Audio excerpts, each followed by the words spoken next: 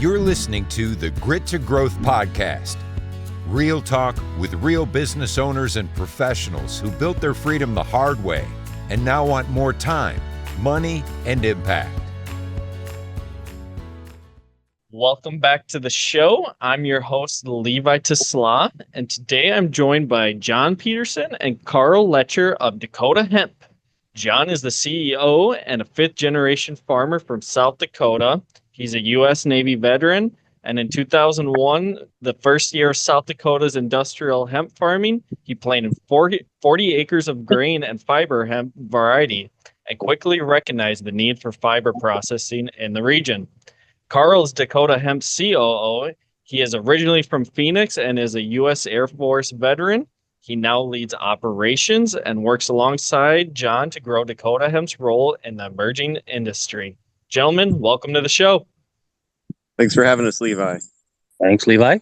Yeah, I see you guys took time out of your busy schedule. You're even at the farm there. That's awesome. Every day. So let's start kind of with what is Dakota Hemp and what makes it unique in the industry? Well, we're, we started out as a family farming operation, just incorporated hemp onto our farm in 2021, the first year that we had hemp available in South Dakota.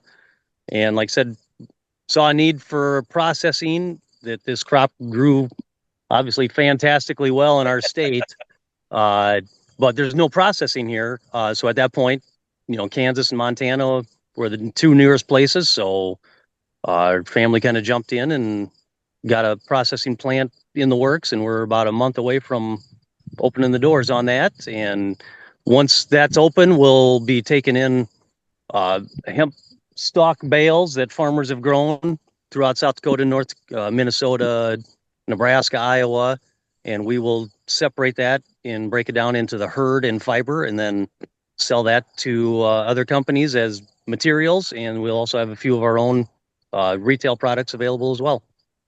Very cool. Karll, how did you come into the picture here? I would say that I just knew John from the golf course and also from our kids going to school together. But I used to work at Truxedo in Yankton for 8 years. Yeah. Long time in a factory. Looking to help John with the efficiency of his factory when we come to time to work. That's awesome. I better get established. Where is actually the factory in your guys' farm at? Wakanda, South Dakota, just outside of town. Very cool. All right. Well, John, you said in 2021 you started with 40 acres. What were some of the biggest lessons you learned in that first year? Biggest lesson we learned, I think we made it about 100 feet in. The first year we grew a dual purpose variety. We grew for the grain. Think of that as like a tall wheat plant where we go out and combine the seed heads, and then we would bale up the remaining stalks. What we're standing right in front of me would think of this like a tall bamboo plant. We're growing this one just for the stalks. We cut it, bale it, and that's the end of that one. The other variety, the dual for the grain, we're growing for the grain. So when we went out to combine it that first year, I think we made it about 100 feet in and plugged our combine just solid and spent the next day unplugging the combine, seeing parts that I'd never seen before inside a combine. But we learned very quickly what not to do. Sometimes that's more importantly than learning what to do. But over the last 5 years, we've kind of gotten between ourselves and the network of farmers that have been growing here in South Dakota. We've started to get a fairly good blueprint on how to grow this crop. Very good. I'll throw this to either of you. Obviously, hemp's 2020, that's a new industry, right? And especially for South Dakota. What are kind of some of the misconceptions you guys see around it, and how would you like to educate people on that? I would say that as far as hemp goes, there's kind of a stigma that went along with it. Its cousin is the marijuana plant. But what we tell people is that, you kind of think of sweet corn versus field corn. Marijuana is your sweet corn. Well, this is your field corn. While it won't give you any psychoactive effects, it can clothe you, it can feed you, it can house you. Uh, the limit to its capabilities are quite impressive. John, did I see your and I heard that you are part of a the Industrial Hemp Association. You're leading that effort, aren't you?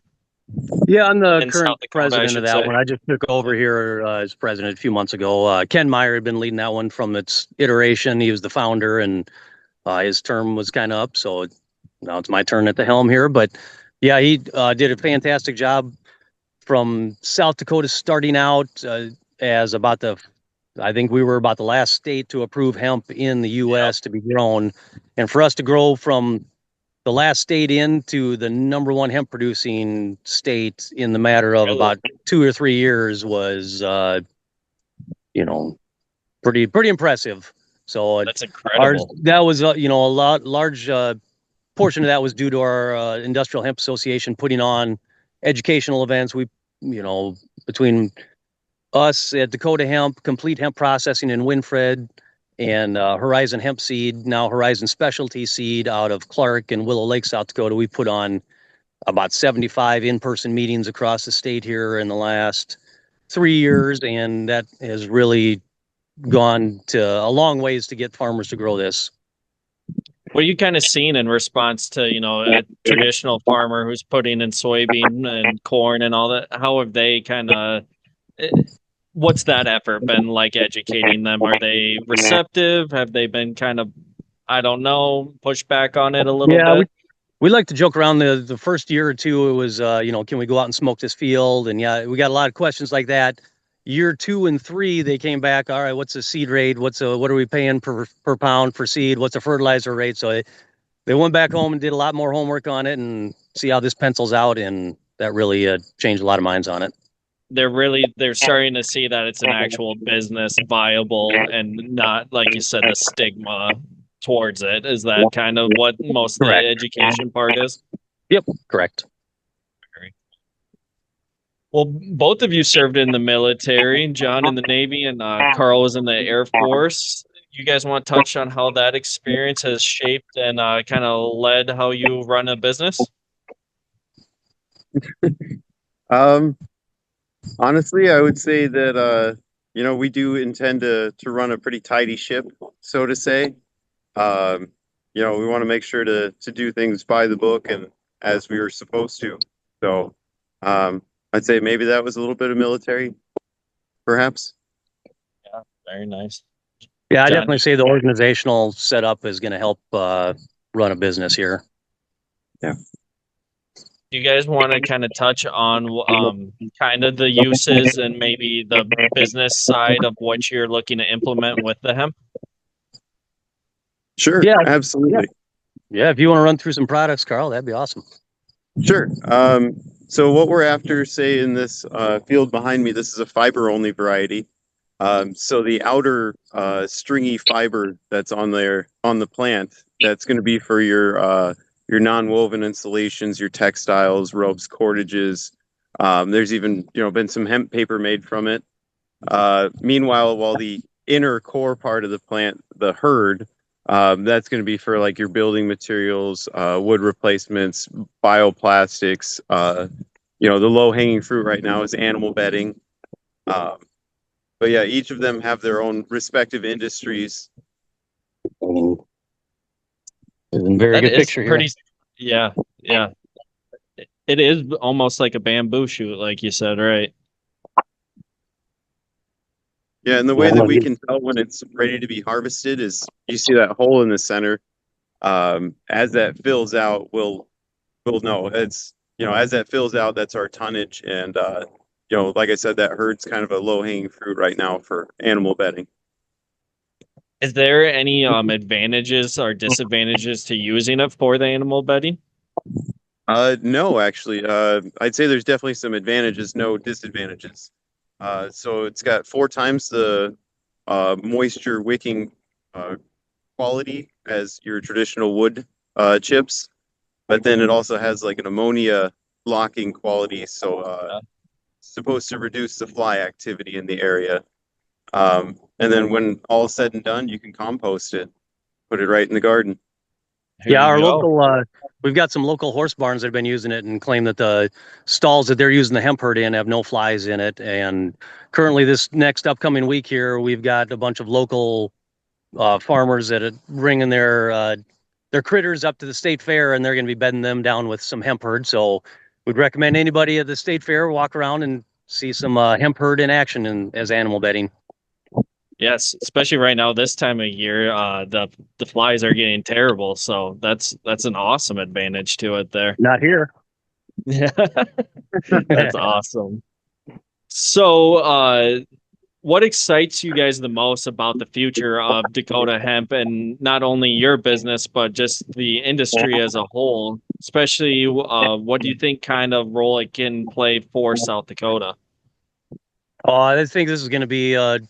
I don't want to sound braggadocious, but I think this crop is going to be what really leads South Dakota in the next century in our agriculture. And the limits to what this crop can build. I mean, we can build our own homes out of this, our own clothing, replace plastics with this.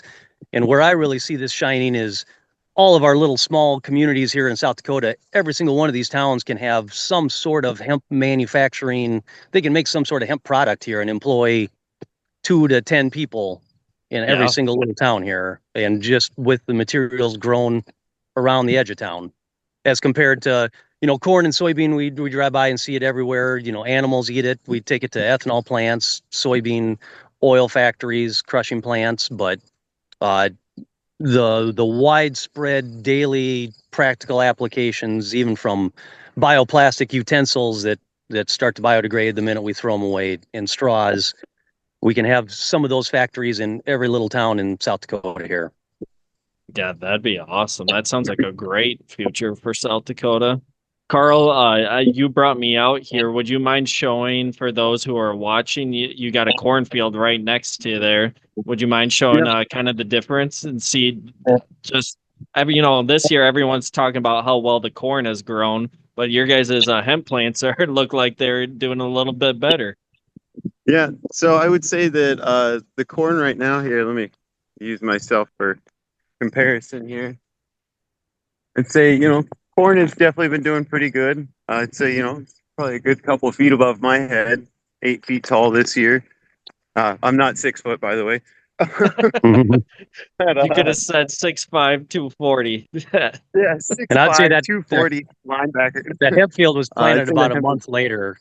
Oh, we're really? at right now too. So we've got some other fields that had about another 30 days of growth on it on top of this. So are your cycles a little bit different with hemp versus like the traditional plants? a little bit. It falls in.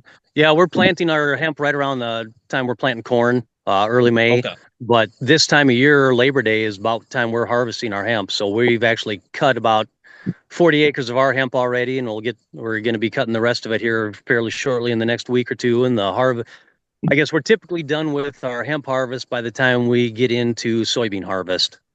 Okay, very nice. So it fits in very nicely with our rotation and timing wise. Yeah, so for other farmers looking, it's something that it's not really taking away from their traditional harvest. They can get done with it before that starts, huh? Correct. That's awesome. All right, gentlemen. Well, I've got a round of some rapid fire questions if you're up for it. It's don't think too hard on them, and we'll just roll with them if you're ready. Do it. All right, John, what's one lesson farming has taught you about business? Can't prepare for everything. That's a great answer. Karll, what's one leadership principle you carried? You kind of hit on this earlier, but let's hear another one from the military into your business structure. I'd say delegation. You gotta know how to delegate. Good. Either of you, if you had to explain hemp's potential in one sentence, what would you say? I'd say pretty much everything you touch on a daily basis can be made with hemp here in the next few years. That's cool. All right. Yeah. Favorite? I would say You got something too, Karll? Yeah, I was gonna say hemp would be more sustainable than most crops or most products that are made from crop. And nowadays that's more important than ever. So I'm looking forward to seeing what kind of potential it has there. Here's a little bit more personal or fun one. What's you guys' favorite way to spend time when you're not working? Oh, 100%.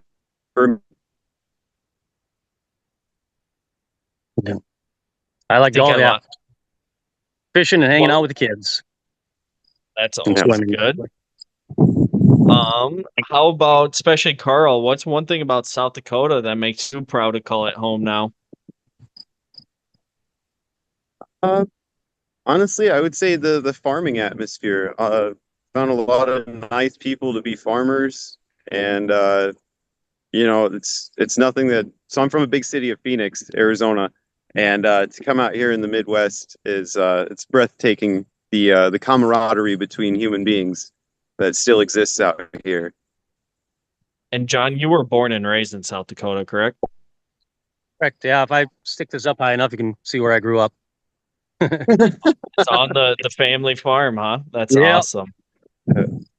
No, and I lived a bunch of different places, Hawaii, Boston, numerous places throughout the U.S. But yeah, don't see myself leaving here anytime soon. Yeah, well, we're glad to have you. So, guys, what's the best way for listeners to maybe either connect with you guys to learn more, or find your products and learn more about Dakota Hemp? I would say that they could go to our website, dakotahemp.com. And John, on the education side of things, if people are looking to get more educated, where should they head? Yeah, our Industrial Hemp Association website, sd-hemp.com, is a great one to join. Become a member of our association. We'll keep you updated with all what we're doing, and every dollar that we get as a donation really does help fund what we're doing here. Yeah, so anyone that wants to join, we would gladly take new members. Well, John and Karll, thank you for joining me today and sharing the story of not only Dakota Hemp, but of yourself. If anyone's interested in learning more, get in touch with these guys. And until then, we'll see you on the next one. Awesome. Thank you for having us, Levi. Thank you. Thanks, Levi. Of course. Know someone with serious grit and a great growth story? Send them our way at grittogrowthpodcast.com/guest.